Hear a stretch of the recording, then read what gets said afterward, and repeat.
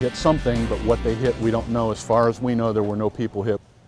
Hubbard police are dealing with 3 crime scenes tonight after shots were fired at an officer, and thankfully that officer was not hurt. Everything started with a routine traffic stop that went wrong. Now here's a closer look at the 2 suspects police say are to blame, Jeffrey Irby and Jason Ducaster. Police believe Irby fired the shots at the officer. 27 First News reporter Julie Bercik spent the afternoon talking with the police chief. She's live in the studio to kick off tonight's team coverage. Julie? Yeah, Erica, officers have a lot of information to sift through this evening, and that includes figuring out exactly how many shots were fired at Officer DJ Drips. I'm told he's been with the department for about a year now. This is scene number 1. It's where Officer Drips pulled over this vehicle with 2 people inside. The passenger fled on foot to Hager Street and started firing at Drips. And fired several times at my police officer. Didn't hit him. My officer continued to make chase. The suspect ran through a number of backyards and took off some of his clothes. Those areas were roped off with crime scene tape. Neighboring police departments and the Mahoning Valley Violent Crimes Task Force all responded to the call. Once we had the perimeter set up, we were able to initiate contact with him again and effect the arrest. The chief says the small caliber handgun still had bullets in it when the suspect was arrested. I don't know the size of the magazines. As a safety precaution, Hubbard schools were put on lockdown. The campus is just a few blocks away from the scenes.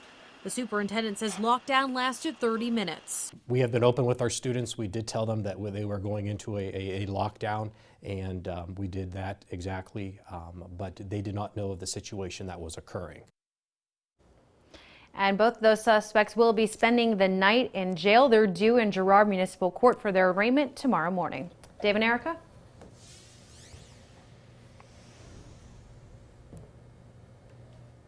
I was sitting in the living room just drinking a cup of coffee, and I heard 4 shots. And as you can imagine, some scary moments for neighbors in Hubbard when one of those suspects took off running from police.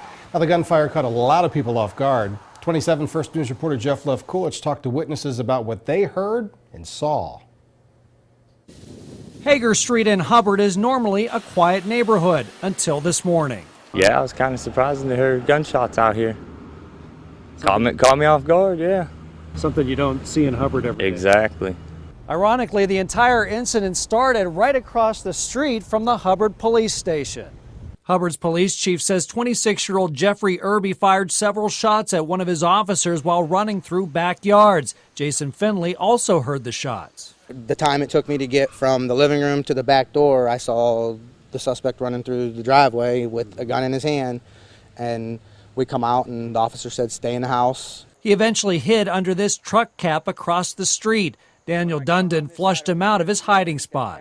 And he popped out on me, and he kept asking me for a ride, So I told him, I was like, all right, well, just stay right there for a minute. Let me see what's going on. And I walked out to the driveway, and that's when I waved 2 officers down there at both ends of the road. Irby was eventually caught a block away on Tiley Lane in the backyard of Vicky and Ken Bednar. They took these pictures of the arrest. The couple says something like this never happens in Hubbard. Next thing I know, I was looking out the back, and one of the perpetrators ran down through the backyard and just dropped right in the middle of my backyard and laid on the ground, and there was 5 police officers there in about 2 seconds. Everyone credits police for quickly capturing the 2 men before anyone got hurt. In Hubbard, I'm Trumbull County Bureau Chief Jeff Levkulich, WKBN 27 First News. More details now. This is the second time in recent weeks that we've had reports of a suspect firing at police. Now, this was the scene along Route 11 back on September 26th after a chase ended with gunfire. 25-year-old Cody Dempsey died in that exchange. Officers started chasing after the suspect when they spotted him driving a stolen car.